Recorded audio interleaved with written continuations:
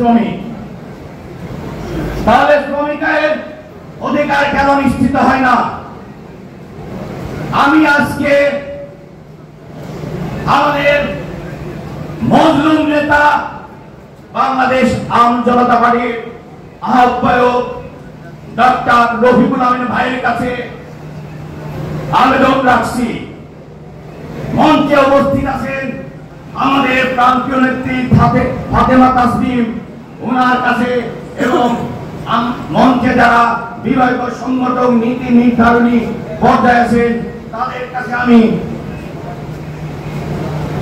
আবেদন রাখছি,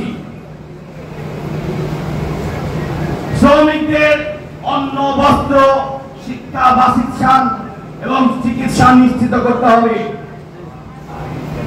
চাকরি থেকে অবসরকালীন সময়ে পেনশন দিতে হবে। মহিলা শ্রমিকদের মাতৃকালীন পর্যাপ্ত ছুটির ব্যবস্থা করতে হবে। সকল শ্রমিকদের আইনের আওতায় সকল ধরনের আইনি সুযোগ সুবিধা দিতে হবে। পেশাগত উন্নয়নে প্রশিক্ষণের ব্যবস্থা করতে হবে ইত্যাদি ইত্যাদি সুযোগ সুবিধা বাংলাদেশ আম জনতা পার্টির পক্ষ থেকে দিতে হবে। আমরা আগামী দিনে বাংলাদেশ বিনির্মাণে বলিষ্ঠ ভূমিকা রাখবে বাংলাদেশ আম জনতা পার্টি।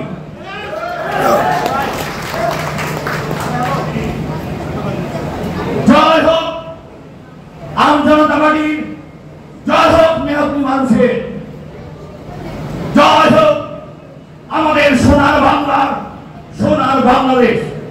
ধন্যবাদ। আবারও দেখা হবে কোন বিজয়ের মঞ্চে, কোন কাজের মাধ্যমে। আসসালামু আলাইকুম।